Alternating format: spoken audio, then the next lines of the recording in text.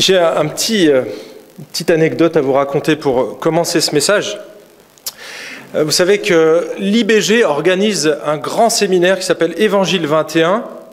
Ça fait maintenant 3 fois qu'il l'organise. Et le deuxième séminaire, j'ai eu le privilège, avec des centaines de pasteurs, on est à peu près 500 dans cette salle, donc missionnaires, pasteurs, évangélistes, enfin des gens qui sont engagés dans l'Église. Et l'IBG savait que les étudiants, les pasteurs n'ont pas des salaires très élevés, surtout quand on vient en Suisse, parce qu'on a déjà le voyage, il y a pas mal de frais. Et donc, moi, j'ai choisi la formule low cost. Et la formule low cost est très intéressante, c'est qu'on nous héberge dans ces dortoirs. Donc, il y a 3 niveaux, et c'est dans un abri anti-atomique. C'est quand même intéressant de dormir là-dedans, enfin d'essayer de dormir, parce que je vous avoue que c'est pas 3 belles nuits que j'ai passées. Mais en tout cas, quand on se lève le matin, on n'a qu'une envie, c'est de prendre une douche. Et donc ce matin-là, je croise un collègue à moi et je lui pose instinctivement cette question. Je dis: alors, t'as bien dormi? Comment ça va? Et lui, il ne me répond pas la formule classique, il me dit la chose suivante: ah bah tu sais, je ne sais pas, j'ai pas encore décidé. Et plus je réfléchis à cette réponse, plus je me dis que c'est réaliste. Alors je vous pose la question: comment allez-vous ce matin? Est-ce que vous avez décidé d'aller bien? Est-ce que vous êtes reconnaissant? Il vaut mieux, parce que vous avez vu que c'est un anniversaire, que c'est un culte de reconnaissance. Donc si vous êtes là et que vous n'êtes pas encore reconnaissant, allez prendre une douche, réfléchissez et revenez avec le sourire. En fait, on a des milliers de raisons d'être reconnaissant en tant que croyant. Et vous savez quoi? Le pire, c'est qu'on n'a aucune excuse de ne pas être reconnaissant, parce que c'est un commandement. Mais je ne blague pas, la Bible nous commande à plusieurs reprises d'être joyeux et d'être reconnaissant. C'est ce qu'on va essayer de regarder ce matin, juste 3 versets. Et dans les 3 versets, il y a les 2 versets les plus courts de la Bible. Donc ce matin, vous pouvez mémoriser 2 versets de la Bible avec moi. Fantastique. Même vous allez en mémoriser 3, vous allez voir. C'est dans Thessaloniciens. Alors nous, on a 3 mots, mais dans le grec, il n'y a que 2 mots. 1 Thessaloniciens 5, versets 16 à 18. C'est l'apôtre Paul qui parle. Il écrit cette lettre en 51 de notre ère, et il envoie cette lettre suite à certains événements, et puis il n'a pas pu se rendre à Thessalonique. C'est une église qu'il avait visitée auparavant, qu'il a implantée, il a annoncé l'évangile, il y a eu des gens qui se sont convertis, il n'a jamais pu revenir, il a envoyé Timothée à sa place. 1 Thessaloniciens 5, soyez toujours joyeux. Facile à retenir. Soyez toujours joyeux. C'est bon, vous connaissez un verset de la Bible. Priez sans cesse. 2e verset, facile à retenir. Exprimez votre reconnaissance en toutes circonstances, car c'est la volonté de Dieu pour vous en Jésus-Christ. Les chrétiens de Thessalonique, on ne va pas faire un pont direct avec nous, mais les chrétiens de Thessalonique étaient appelés à se réjouir, à prier, à exprimer leur reconnaissance en toutes circonstances. C'était la volonté de Dieu pour eux. Pourtant, on ne peut pas dire que le contexte dans lequel ils vivaient était facile. Et je vous propose de lire juste 2 passages, 2 courts passages, qui vont nous donner un petit peu les éléments du contexte. 1 Thessaloniciens 3, versets 1 à 5. « Aussi, n'y tenant plus, nous avons trouvé bon de rester seuls à Athènes, et nous avons envoyé Timothée, notre frère, ouvrier avec Dieu pour l'évangile du Christ, afin de vous affermir et de vous exhorter dans l'intérêt de votre foi, pour que personne ne soit ébranlé dans les tribulations présentes. Car vous le savez vous-même, c'est à cela que nous sommes destinés. » Là, c'est moins bon déjà, hein. Lorsque nous étions près de vous, nous vous disions d'avance que nous aurions des tribulations. C'est ce qui est arrivé, vous le savez. Il y avait une promesse, elle s'est réalisée. C'est pourquoi, n'y tenant plus, j'envoyai Timothée s'informer de votre foi dans la crainte que le tentateur ne vous ait tenté et que notre travail ne soit réduit à néant. En fait, les tout jeunes chrétiens de Thessalonique subissaient, dès leur conversion, une pression de la part des Juifs de la ville. Ils n'avaient probablement plus le droit de se réunir au temple et ils devaient rester discrets. En Acte 17, Luc rapporte que dès que l'évangile est arrivé aux oreilles de certains Juifs de Thessalonique, des Juifs qui ne voulaient pas reconnaître le Messie, Jésus comme le Messie, eh bien la situation a un peu tourné au vinaigre. Paul et Silas ont même dû quitter la ville. Regardez en Acte 17, versets 5 à 9. Je vais le mettre ici. Mais les Juifs, jaloux, prirent avec eux quelques hommes de rien parmi la populace et provoquèrent des attroupements ainsi que du tumulte dans la ville. Ils se portèrent à la maison de Jason et cherchèrent Paul et Silas pour les amener devant le peuple. Ils ne les trouvèrent pas, alors ils traînèrent Jason et quelques frères devant les magistrats en criant « Ceux-ci qui ont bouleversé le monde entier sont aussi venus ici et Jason les a reçus. » Ils agissent tous contre les décrets de César et disent qu'il y a un autre roi, Jésus. Ces paroles troublèrent la foule et les magistrats qui ne relâchèrent Jason et les autres qu'après avoir obtenu d'eux une caution. Autrement dit, dès le départ, dès l'implantation d'église, la persécution est arrivée par les Juifs. C'était la stratégie de l'apôtre Paul. C'était le ministre ou l'apôtre des païens, mais sa stratégie était d'aller là où les gens étaient déjà ouverts. Et comme il était juif, il pouvait pénétrer les synagogues, et c'est la première chose qu'il faisait. Thessalonique est la deuxième église après Philippe, qu'il a implantée en Europe. C'est en Grèce aujourd'hui. En fait, quand il est arrivé dans cette ville, il a commencé à annoncer l'évangile. Tout de suite, il y a eu des réactions, immédiatement. Et donc, ils ont été empêchés de parler. Eux-mêmes ont dû fuir cette ville. Et donc, on ne peut pas dire que c'était une situation très paisible. Et c'est dans ce contexte que l'apôtre Paul leur demande d'être toujours joyeux. D'être toujours joyeux et reconnaissant. Waouh! On se dit, mais c'est étrange. Dieu nous demande d'être reconnaissants dans un contexte de persécution. Il nous demande d'être joyeux alors que toutes les circonstances extérieures me poussent à pleurer, me poussent à m'apitoyer sur mon sort. Et c'est pourtant ici qu'on a ce commandement. Réjouissez-vous toujours. Réjouissez-vous ou soyez toujours joyeux. Imaginons qu'on applique ce verset à la lettre et que vous êtes un bon disciple de Jésus.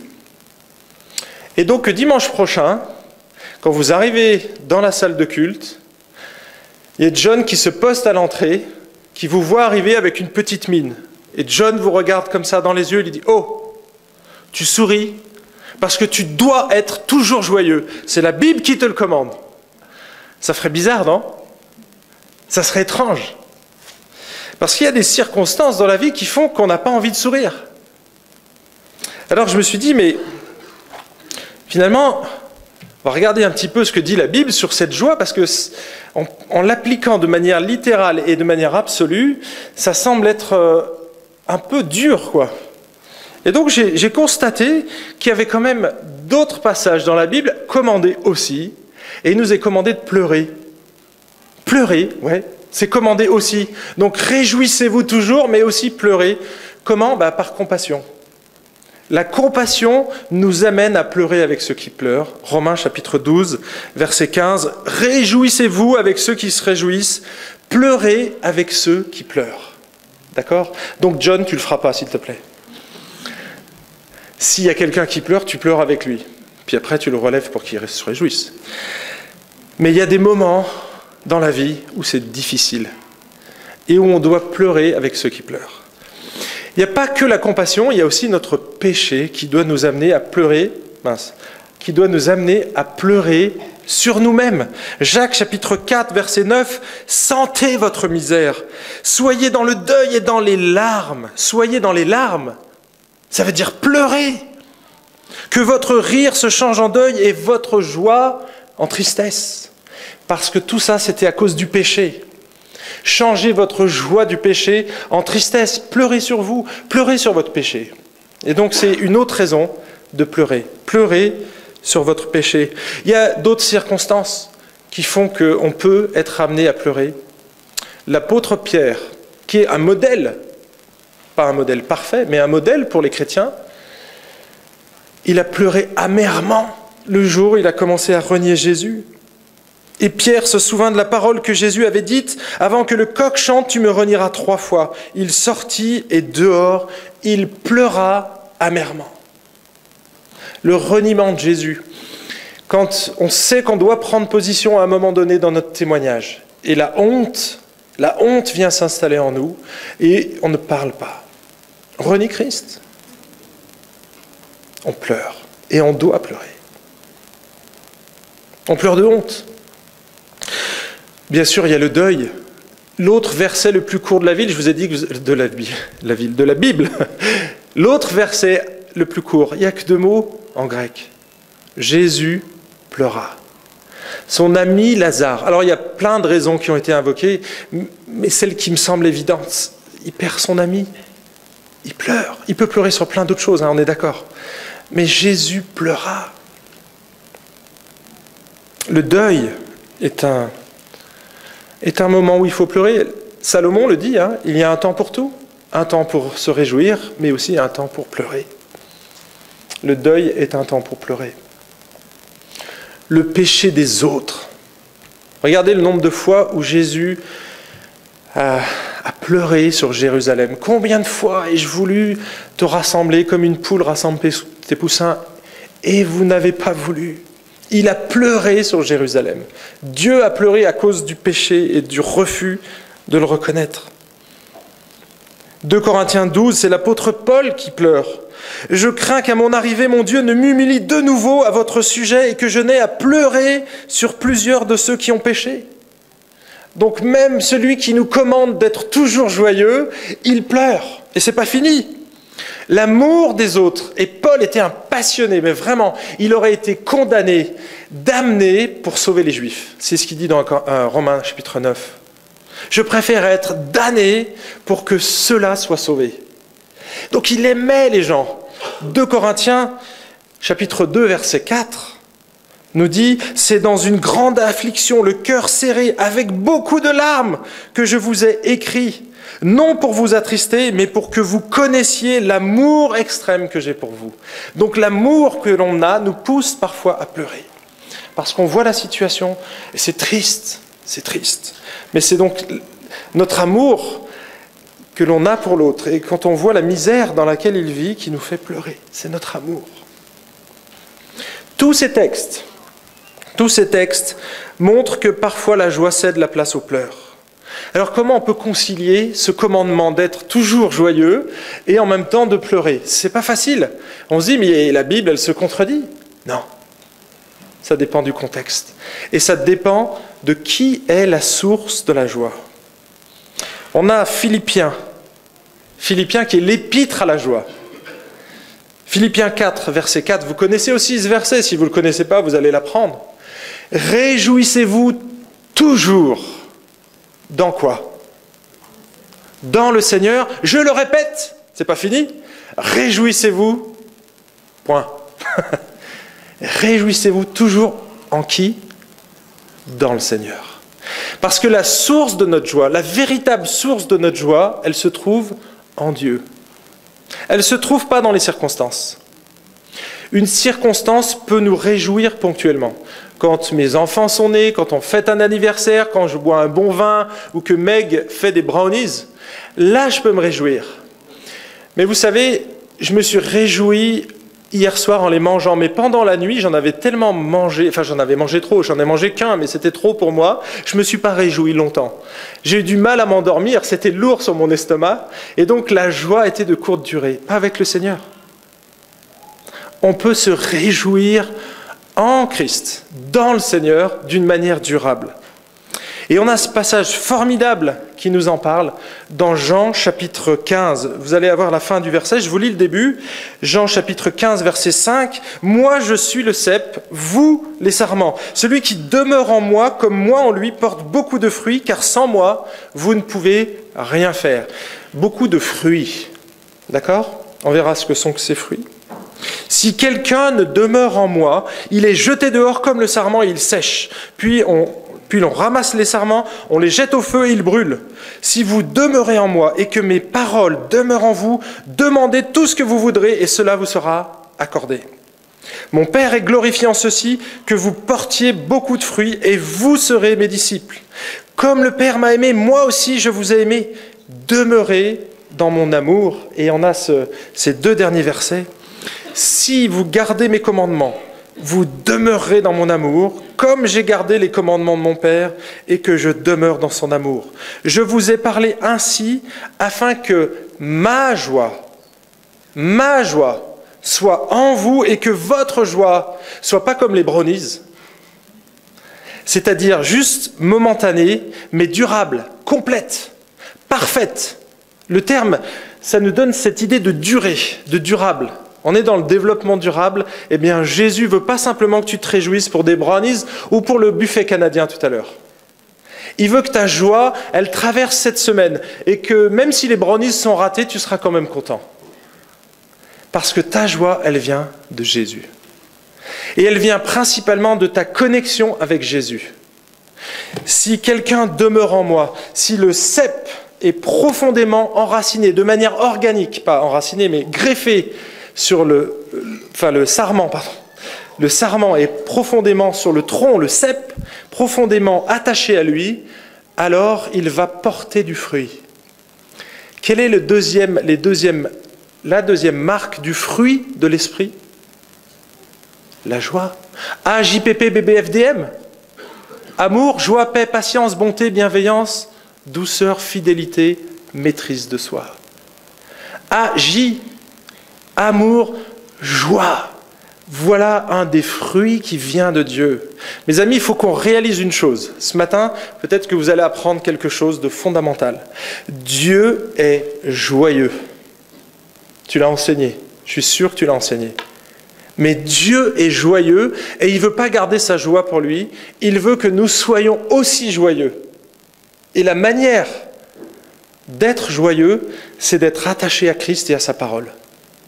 D'être fidèle à l'Écriture. Et c'est réservé à tout le monde, à tous les disciples de Jésus. Autrement dit, le fait de faire la tête ou d'être austère, qui est une réputation qu'on prête aux protestants, une fausse réputation. J'ai demandé ce matin au spécialiste de Calvin, il est dans votre église, je lui ai dit, qu'est-ce que tu dis à cette affirmation que la plupart des protestants doivent être austères? Il m'a dit, on sait d'où ça vient, mais il n'a pas dit que Calvin était austère. Simplement, quand il est arrivé dans l'église catholique, il y avait des saints partout, des icônes, et il a tout enlevé ça pour ne pas détourner nos regards de Christ. Donc forcément, ça paraissait austère, il n'y avait plus toutes ces images. Mais ce n'est pas parce qu'il a enlevé les images qu'il était austère. Vous voyez? D'ailleurs, si vous prenez les discours de Luther, qui était dans la même période, les discours qu'il avait avec ses disciples ou ses étudiants autour de sa table, oh mes amis, c'était joyeux, hein. La bière coulait à flot, il la fabriquait. Hein. Donc il y avait une joie qui était là. Et je dirais que ça doit être une des marques visibles de votre Église. Et quand j'ai demandé à John, je lui ai dit, écoute, est-ce que tu pourrais me décrire en une phrase, en un mot, une caractéristique de ton Église? Vous savez ce qu'il m'a dit? Notre Église est joyeuse.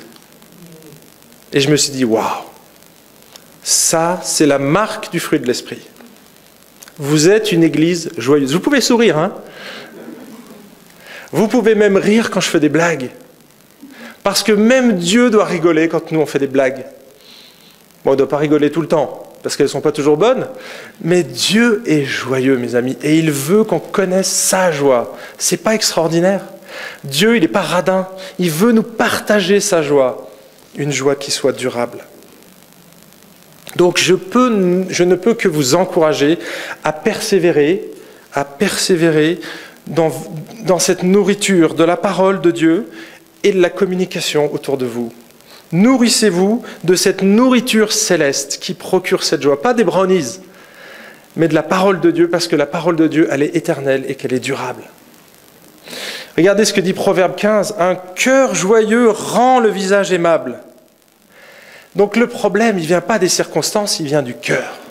Si votre cœur est connecté à Jésus, alors vous allez exprimer cette joie et ça va se voir sur votre visage. Vous n'êtes plus obligé de faire la tête quand vous venez à l'église. Parce que le fait de faire la tête, c'est pas une question, on n'est pas plus profond quand on fait la tête que quand on a un sourire. Donc John, t'as beau avoir un sourire génial, tu peux aussi être profond. C'est super, non ?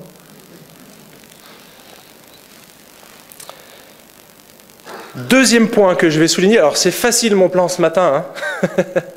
John il n'aurait pas fait mieux je pense. Développer une vie de prière. Développer une vie de prière. Prier sans cesse, nous dit le texte. Vous savez que la prière, c'est un petit peu le thermomètre de notre piété. Bien souvent, lorsque moi je prie peu ou pas du tout, c'est parce que mon capital confiance vis-à-vis de Dieu est un peu entamé. La prière, c'est l'exercice de la foi par excellence. Si on ne prie pas, c'est probablement parce qu'on manque de foi. Pourquoi ? Tout simplement parce qu'on s'adresse à quelqu'un que l'on ne voit pas. Et c'est pour ça que l'exercice de la prière est avant tout un exercice de foi. Est-ce que je crois que Dieu est là, qu'il m'écoute quand je parle ou même quand je pense ? Parce que dans la prière, n'y voyez pas seulement une parole. Moi, bien souvent, quand je suis dans mon café, quand les gens me parlent, je les regarde, je les écoute et je dis « Seigneur, qu'est-ce que je peux lui dire qui va l'encourager ?» Des fois, les gens sont déprimés. Et dernièrement, j'avais quelqu'un qui vient régulièrement et qui est dépressif. Et il me fait « Franck, comment tu fais pour toujours avoir la banane ?» Je lui dis « Je te l'ai déjà dit. Je suis connecté au Big Boss, à la source. Je suis connecté à la source de la joie. Et tu sais, ça m'arrive de pleurer aussi. » Mais il n'avait pas cette espérance parce qu'il n'avait pas la foi, tout simplement. Et c'est quand on appuie notre prière sur les commandements de la parole de Dieu, les promesses de la parole de Dieu. Quand on s'appuie sur les promesses, c'est là qu'on va commencer à prier. Parce qu'on y croit, parce qu'on croit que Dieu est là et qu'il nous écoute. Notre texte nous encourage à prier sans cesse. Est-ce que ça veut dire qu'on doit passer notre temps à genoux, les yeux fermés ? Concrètement, ça va être très difficile à faire. En tout cas, de cette manière-là. Et vous avez vu, je n'ai pas choisi une image caricaturale. Qu'est-ce que vous auriez choisi pour parler de la prière en tant que chrétien ? Moi, j'ai tapé sur Google « prière » en français et après « prayer ». Et qu'est-ce qui est arrivé à votre avis comme image ?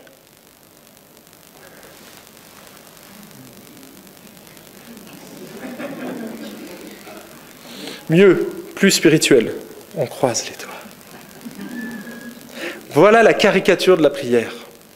Mais mes amis, si vous pensez que la prière, c'est simplement je baisse les yeux, je ferme les yeux, je ferme les yeux, je croise mes bras, et qu'à la fin je dois dire Amen, c'est un peu limiter la prière.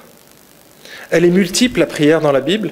On voit David qui chante à Dieu, les bras, qui danse. On peut danser en priant. Vous savez que les meilleures prières que j'ai sont les yeux grands ouverts. Et il vaut mieux parce que c'est sur mon vélo. Quand je prie, je suis dans la nature, ça me pousse à prier. Et il se passe des temps extraordinaires avec Dieu dans ces moments-là. Alors je lis la Bible avant, ou je l'écoute dans mes oreilles, où j'écoute des chants, des cantiques. Et puis là, je suis dans la nature, et puis je vois le soleil qui est là, qui traverse, un rayon lumineux qui traverse la clairière. C'est waouh! Et là, je suis poussé à prier Dieu.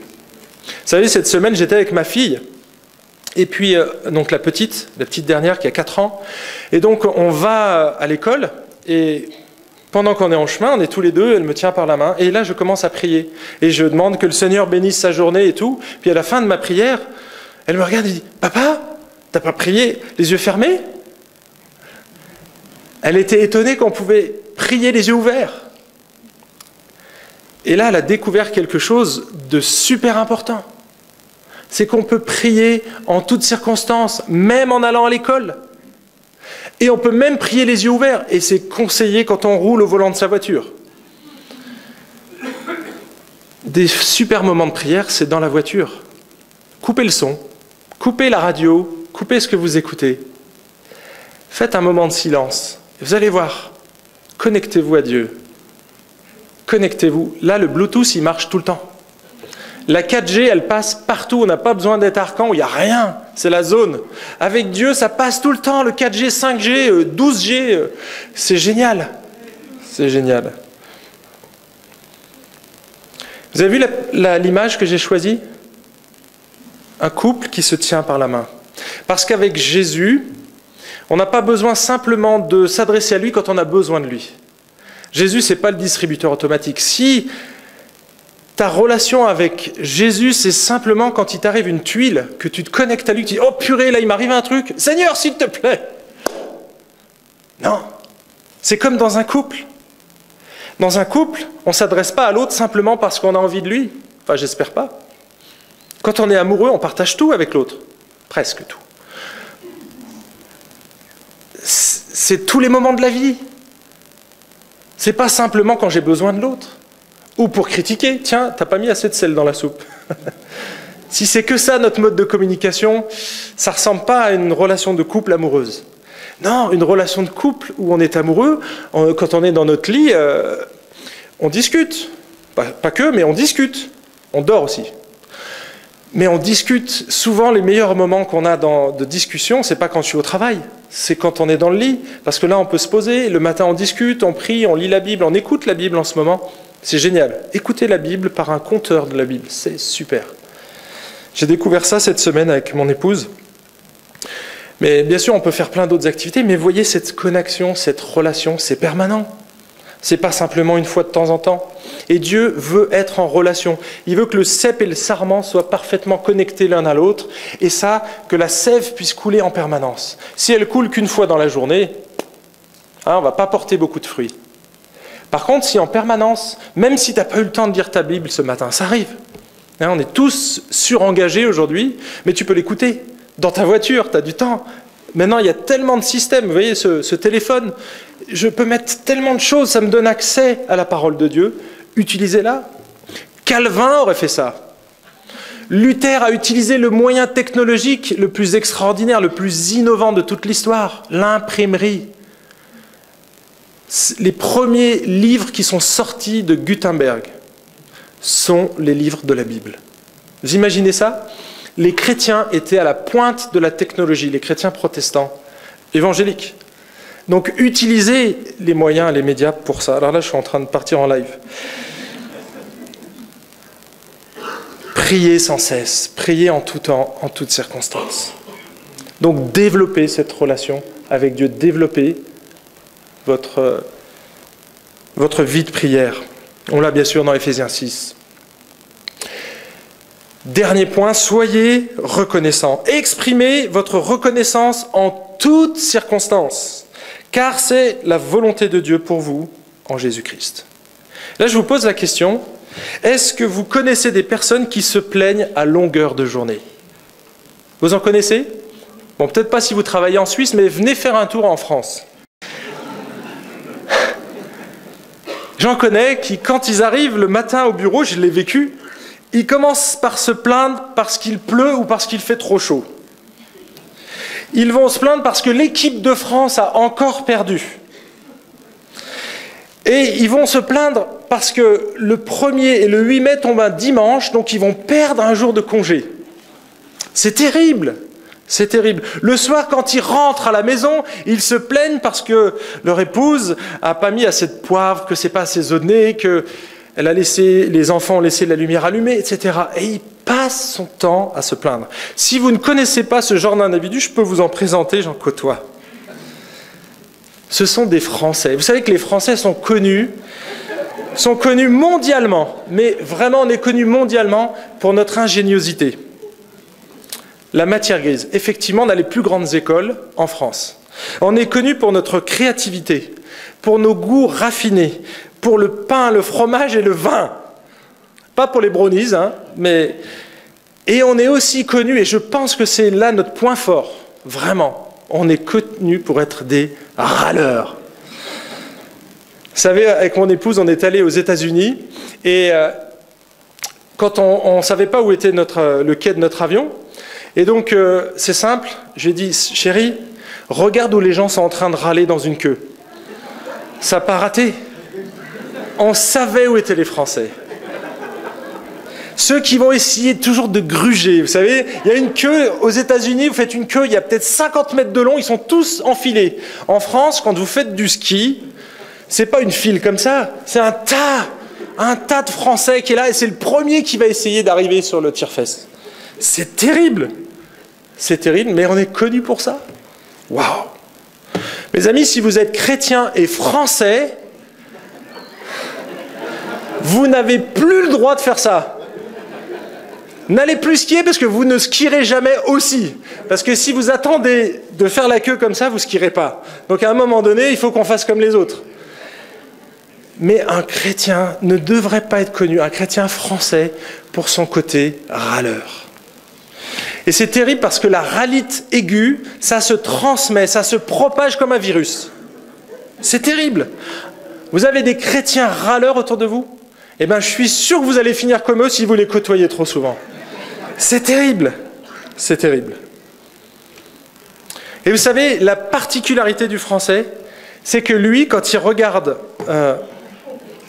oui, il y a un championnat de France des râleurs. On n'est pas champion du monde au foot, on n'a même pas été champion d'Europe, en finale quand même, hein, je tiens à le souligner. On a même battu la Suisse. Mais si on devait faire le concours du championnat du monde, on serait premier. Là, c'est la première victoire absolue. Mais le deuxième, il serait à des dizaines de points derrière. Vous ne faites pas le poids. Parce que c'est notre spécialité.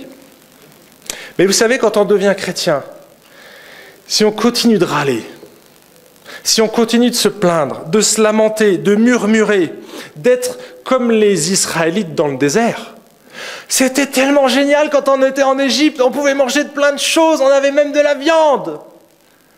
Ils se plaignaient, c'était peut-être déjà des Français de souche, j'en sais rien. En tout cas,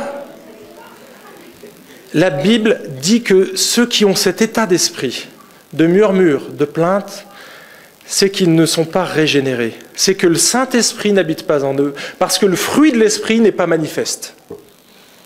Alors je sais que pour un Français, ça va peut-être être difficile, mais il faut changer ça. Et tu sais ce que c'est? C'est qu'une question de perspective. Tu as deux manières de regarder la vie. Le Français, il est à droite. Quand il regarde un verre qui remplit à moitié, le Français, il est toujours à droite. Il regarde tout ce qui manque. Vous savez, quand je ramenais un 18 sur 20 à mon père en mathématiques, parce que j'étais très fort en maths, il regardait mon carnet de notes et il me disait « Ils sont où les 2 points qui manquent ?» C'est terrible. Aux États-Unis, c'est l'inverse, ils regardent à gauche. Quand votre gamin ramène un 2 sur 20, « Waouh, mais c'est génial! T'as pas eu 0! » Et je pense il faudrait peut-être les 2 lunettes, en fait. Mais apprenons à faire comme les Américains, à regarder le verre à moitié plein. C'est le même verre. C'est qu'une question d'attitude, de perspective. Quand tu regardes ta vie, là, tu m'as entendu parler. Si tu rigoles, c'est que tu es joyeux, c'est génial. Ça veut dire que tu m'as peut-être vu aussi. Donc, tu as déjà 2 moyens de remercier Dieu. C'est pour tes yeux et tes oreilles. Si tu as rigolé, c'est que ton cerveau a fonctionné, j'espère, et que tu as compris. Ça veut dire que tu peux remercier Dieu pour ton cerveau aussi, pour ton sens de l'humour. C'est une preuve d'intelligence qui nous sépare radicalement des animaux. Je n'ai pas vu beaucoup de singes rigoler, ni d'oiseaux. Alors ils piaillent, mais bon, après tout, non, je ne pense pas. C'est une des caractéristiques de l'être humain. On est capable de répondre. On a plein de sujets de reconnaissance. Donc, énumère-les et au lieu de regarder ce que tu n'as pas, regarde ce que tu as. C'est tellement différent la vie comme ça. Remercie Dieu pour l'EIG. Remercie Dieu pour cette Église. Vous savez, quand vous discutez avec un Français ou un Suisse, le terme Église désigne un bâtiment ecclésiastique. C'est un lieu de culte protestant ou catholique. Mais si l'EIG n'était qu'un beau bâtiment, elle n'aurait pas beaucoup de valeur. Parce qu'elle ne serait même pas une église. Et pourtant, bibliquement, vous êtes beaucoup plus une église que l'église de Calvin au centre-ville, que la cathédrale de Calvin au centre-ville. Parce que la leur, elle est vide. L'église, ça n'a jamais été un bâtiment dans la Bible. C'est une communauté. Et ce n'est pas simplement un rassemblement de croyants. Ça va beaucoup plus loin que ça. L'Église, j'ai donné cette définition-là. Alors c'est incomplet parce que la Bible nous présente 5 métaphores sur l'Église. Nous sommes le temple, nous sommes le corps, nous sommes un édifice saint. Et à chaque fois, nous sommes une famille, nous sommes concitoyens des cieux. À chaque fois, on a une facette de l'Église. On ne peut pas vraiment définir l'Église en une phrase. C'est pour ça que Dieu nous a laissé ces métaphores pour qu'on garde cet équilibre, en fait. On n'est pas une entreprise. Voilà la définition que j'ai donnée. L'Église est un rassemblement de disciples. Il n'y a pas un groupe de jeunes, un groupe de vieux dans l'Église. Il n'y a pas les Africains, et il y en a 42, je ne vais pas tous les énumérer, mais vous êtes 42 nationalités. On ne vous voit pas comme une nationalité. Vous êtes citoyens des cieux, tous. Vous avez tous la même carte d'identité avec Jésus. Quelle que soit votre couleur, quelle que soit votre langue. Donc l'Église, c'est un rassemblement de croyants, mais ça ne s'arrête pas là. Un rassemblement de croyants qui est animé par l'Esprit de Dieu. Quand on est animé par l'Esprit de Dieu, on ne sera plus râleur. Donc on va vous regarder comme un concitoyen des cieux et non plus comme un Français, j'espère. Animé par l'Esprit de Dieu, rayonnant. Rayonnant. Parce que vous avez une bombe en vous. Vous avez reçu de la dynamite. Acte 1:8, et vous serez mes témoins à Jérusalem, et vous recevrez une puissance, ça c'est le début de la phrase, mais vous recevrez une puissance, une dynamisme, une bombe quoi. Celle du Saint-Esprit qui surviendra sur vous, et vous serez mes témoins. À partir du moment où on reçoit le Saint-Esprit, où on est animé par l'Esprit, on va rayonner, on va être des témoins. Et vous savez, ma spécialité, il m'a laissé cette possibilité de parler avec mon cœur. Et je voudrais vous dire ce matin, quand on prend le Nouveau Testament, il n'y a aucun commandement à évangéliser. Moi, je suis un évangéliste. J'évangélise en permanence. Quand j'ai pris le Nouveau Testament que j'ai lu, je n'ai pas trouvé de commandement pour évangéliser. Il n'y en a pas. On a un commandement pour faire des disciples. Ce n'est pas la même chose. Par contre, et c'est beaucoup plus important de comprendre ça, il n'y a pas de commandement à évangéliser parce que tout est appuyé sur notre identité, ce que nous sommes devenus en Christ.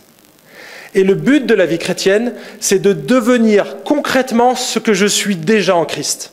Vous savez que vous êtes déjà assis dans les cieux à la droite de Dieu. Vous êtes déjà saint. Vous êtes parfait en Christ. Ça, c'est votre stature, votre position en Jésus, votre identité spirituelle. Et vous savez qu'au niveau du témoignage, au niveau de votre rayonnement, regardez ce que la Bible dit, vous êtes le sel de la terre. Qu'est-ce que doit faire le sel? Il doit apporter cette saveur, il doit empêcher la corruption. C'est vous les exemples. Si le sel devient fade, on va le jeter, on va le piétiner, parce que vous n'apporterez plus rien. Il faut qu'on voit une différence si vous êtes le sel. Si vous êtes la lumière, vous êtes la lumière. Vous devez éclairer. Si vous êtes la semence, nous sommes les fils du royaume, une semence que Dieu a envoyée. On est une semence. On est appelé, là où on est, à porter du fruit. Nous sommes des réconciliateurs, 2 Corinthiens chapitre 5. Des ambassadeurs. Qu'est-ce que fait un réconciliateur? Il va simplement réconcilier Dieu avec les hommes. Dieu a mis en nous la parole de la réconciliation et il nous a donné le service. Autrement dit, on est des réconciliateurs à la fois avec ce que l'on va faire, nos mains et notre bouche. Et il ne faut vraiment pas les séparer. Tu confirmes par tes actes ce que tu vas dire oralement. Ça authentifie tes paroles. On est le parfum de Christ. À quoi sert le parfum s'il reste dans sa boîte, s'il reste dans son flacon? Un parfum, c'est fait pour être diffusé. On est le parfum de Christ. Pour les uns, une odeur de mort qui mène à la mort, pour les autres, une odeur de vie. Et vous réécoutez le message d'il y a 5 ans si vous voulez plus de détails. Remerciez Dieu parce que vous êtes cette communauté-là. Vous êtes rayonnant passionnés par Jésus. Et je pense que ça, c'est mon plus grand désir. Si vous pouvez, et dans mon église, c'est ce qui se passe, c'est que chaque fois que je prêche, je dis, Seigneur, mon seul but, c'est qu'il soit passionné par toi. Pas parce que j'ai dit, pas parce que j'ai trouvé une petite nuance théologique qui va me faire briller. Non, je veux qu'il soit passionné par toi, passionné par ta parole. S'ils sont passionnés, ils feront tout le reste. Et donc, mon désir, c'est que vous soyez passionnés par Jésus. Et c'est le cas dans votre église. Si vous êtes joyeux, vous êtes passionnés par Jésus, et vous avez décidé de vous aimer les uns les autres et de vous servir les uns les autres. Vous n'êtes donc pas un tas de pierres. Vous êtes un édifice. Et un édifice, c'est un tas de pierres, mais auquel on a mis des joints, auquel on a mis du ciment qui nous lie. Et ce lien fort, c'est l'amour. Je suis au service des autres. J'ai décidé d'aimer les autres, même si c'est dur. C'est ça l'Église. C'est ce que vous êtes, j'espère. Si vous êtes là ce matin, c'est que vous avez décidé d'aimer ceux qui sont autour de vous. Que vous êtes passionné par Jésus et que vous avez envie de le communiquer, parce que vous êtes le sel, la lumière, etc. Dernier point, c'est le meilleur. Pourquoi vous devez être reconnaissant? Ou plutôt, pour qui? Pour Jésus. Pour Jésus. Cette semaine, j'ai eu l'occasion de discuter avec une maman à l'école, en amenant ma fille. Oui, ça crée plein d'opportunités d'amener sa fille à l'école. Et cette femme, pendant 2 semaines, elle était vraiment triste. Et là, je la vois, et je vois qu'elle était un petit peu plus guillerette. Alors je lui dis, excuse-moi, mais on dirait que tu vas mieux. Et elle me regarde, elle me dit, oui, tu sais, j'ai passé un moment difficile. Et donc du coup, elle a commencé à s'ouvrir un petit peu. Et elle m'a partagé le fait qu'elle a perdu une amie à elle, à 43 ans, d'un cancer. 3 orphelins, dramatique. Mais le pire dans cette situation, c'est qu'elle n'avait aucune espérance. Et sa tristesse était visible, marquée, parce que pour elle, il n'y avait plus rien après. Et je me suis dit, mais quelle différence entre cette tristesse-là et la tristesse d'un croyant qui sait où il va. Vous savez, quand on fait des enterrements, j'en ai fait plusieurs malheureusement en tant que pasteur, la différence fondamentale entre un enterrement chrétien, ou quand un des deux était chrétien et l'autre ne l'est pas, c'est que même avec les larmes, on peut être joyeux à l'intérieur. Le chrétien, il va vivre les mêmes difficultés. Il aura les mêmes drames. On va vivre les mêmes situations. Mais la présence de Jésus en nous, son Saint-Esprit, va transcender notre deuil, nos larmes. Et il va permettre qu'on ait quand même cette joie intérieure. Et vous savez, c'est Jésus qui nous procure ça. En tant que chrétien, on ne doit pas simplement espérer le ciel pour que j'ai plus de galères ici-bas. Ça m'est arrivé de prier comme ça. Je dis, ah Seigneur, vivement le ciel. Mais en fait, c'était mal placé mon espérance. C'est pas simplement éviter les galères, c'est surtout rejoindre Jésus. Parce que Jésus, il nous attend au ciel. Et vous savez, ça fait 2000 ans qu'il nous prépare une place. Ça va être grandiose. C'est pas un buffet canadien qui va nous faire Jésus. C'est un truc monstrueux. On va boire et manger des trucs qu'on n'aura jamais goûté. Des choses incroyables. Ça va être génial. Ça va être génial si vous êtes du bon côté de la file. Parce que vous savez, Jésus parle de l'enfer et du paradis. Il y a 2 destinées pour les humains. Et la Bible enseigne que le paradis n'est réservé qu'à 2 catégories de personnes. Vous avez peut-être entendu Paul Naref qui a dit « Nous irons tous au paradis ». Vous la connaissez probablement, cette chanson. C'est la pire chanson que j'ai jamais entendue, mais je l'ai chantée pendant des années. « Nous irons tous au paradis, tous ceux qui ont cru en Jésus-Christ ». C'est ça, en fait, la réalité. Dans le royaume de Dieu, il y a 2 catégories de personnes. Il y a ceux qui aiment Jésus. Et ça, Dieu ne vous forcera pas. Si vous n'avez pas cette relation avec lui maintenant, Dieu ne vous contraindra jamais à l'aimer. Vous savez pourquoi? Parce que si on forçait tout le monde à aller au paradis, pour la plupart d'entre nous, ça serait l'enfer. Demander à un satanique, lui dire « Ok, mais tu sais, tu vas mourir. Tu détestes Jésus, tu as de la haine contre les chrétiens. » Ou si c'était dans Daesh. Et lui dire « Tu sais, tu vas passer l'éternité à côté de moi. Ça va être super. » Mais ça va être l'enfer pour lui. Non, Dieu, il ne forcera personne pour entrer dans son royaume. Il nous laisse libres. Il nous laisse libres. Donc, première catégorie, il n'y a que ceux qui aiment Jésus. Et la deuxième catégorie, et ça latte, ça grave. Il n'y a que les gens parfaits qui n'iront dans le royaume de Dieu, avec Jésus. Et là, il n'y a personne qui rentre. Même John, il ne rentre pas dedans. Ni Meg, ni mon épouse, qui est presque proche de la perfection. Presque. Et là, il y a un problème sérieux. Comment on fait? La Bible, elle écrit clairement qu'il n'y aura pas 1 centimètre carré, 1 milligramme de péché dans le royaume de Dieu. Il n'y aura pas 1 centimètre carré de péché. Donc ça veut dire que même mon égoïsme naturel n'y sera pas, non? Tu n'as pas besoin d'avoir tué quelqu'un pour avoir péché. Est-ce que tu as juste une fois grugé tes parents ou piqué dans le portefeuille de tes parents? Toi, tu l'as fait, John, tu l'as déjà rencontré dans une prédication. T'es mort. Moi aussi. Tous les deux, on est grillés déjà, rien que là. Mais j'en ai fait tellement d'autres. Tellement d'autres. Et j'en fais encore. Mais alors, comment on peut faire pour aller au ciel? Il faut qu'il y ait quelqu'un qui ait solutionné ce problème de la perfection. Il faut que quelqu'un m'impute sa perfection, me donne sa perfection, qui me prête sa perfection. Et là, c'est Christ.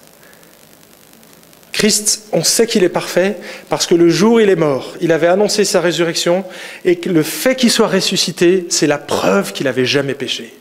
Parce qu'il a été agréé par Dieu et il est ressuscité. Et lui, quand il nous dit qu'il y a une vie après la mort, on peut le croire. D'ailleurs, c'est le seul qu'on peut croire. Parce que tous ceux qui ont parlé de la vie après la mort, ils sont tous morts, on ne les a jamais revus. Pas les disciples de Christ. Ils ont tous laissé tomber Jésus, tous sans exception. Sauf le jour où ils ont vu Jésus vivant, après l'avoir vu mort sur la croix. Ils ont changé radicalement, mais radicalement. Et ils ont été même prêts à mourir pour ça. On ne mourrait pas pour un mensonge, les amis. Si tu es disciple, tu dois savoir où tu vas. Si tu veux suivre Jésus, si tu veux aller au ciel, si tu veux aller au ciel, il faut que tu suives Jésus, que tu l'aimes, que tu fasses la paix avec lui. Et là, je vous propose de prier juste maintenant. Parce que c'est l'anniversaire, c'est 9 ans de l'Église. Et je ne voudrais pas qu'avec un temps d'anniversaire, de reconnaissance, vous ne puissiez pas être dans cette joie que Dieu vous propose. Une joie qui ne dépend pas des circonstances, qui ne dépend pas de ton portefeuille, de ton compte en banque, qui ne dépend pas de ta santé, qui dépend de Christ seulement. C'est pas génial ça? Tu peux lui demander maintenant de venir en toi. Mais il faut que tu reconnaisses que tu es pécheur, que tu mérites d'aller de l'autre côté. C'est l'enfer en fait. Les chrétiens passeront l'éternité dans la présence de Jésus. Et les autres, loin de la présence de Jésus. Ce que la Bible dit, loin, éloigné de la présence éternelle de Dieu. Une ruine éternelle, loin. De quel côté tu veux aller? Tu veux rester du côté des râleurs ou tu veux aller du côté des Américains? Compris? Seigneur Jésus, quelle grâce tu nous fais. Tu nous offres un salut éternel gratuitement. On ne peut rien faire. Toutes nos œuvres, elles ne servent à rien parce que tu réclames la perfection. Personne ne pourra jamais gagner le ciel par ses œuvres. Personne. Mais toi, tu as gagné le ciel pour nous.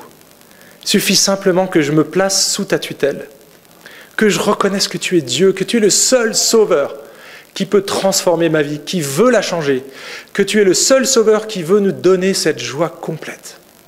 Mais cette joie va aussi passer par des difficultés, et c'est la vie chrétienne. Tu vois, les premiers chrétiens de Thessalonique, du moment où ils se sont tournés vers toi, ils ont commencé à être persécutés. Seigneur, si c'est le cas, donne la force à mes frères et mes sœurs, mais donne-leur la joie qui vient de toi. Pas la joie qui vient des circonstances, la joie profonde, durable. Que personne dans cette salle ne parte sans cette espérance. Je t'en supplie, Seigneur, convainc les cœurs.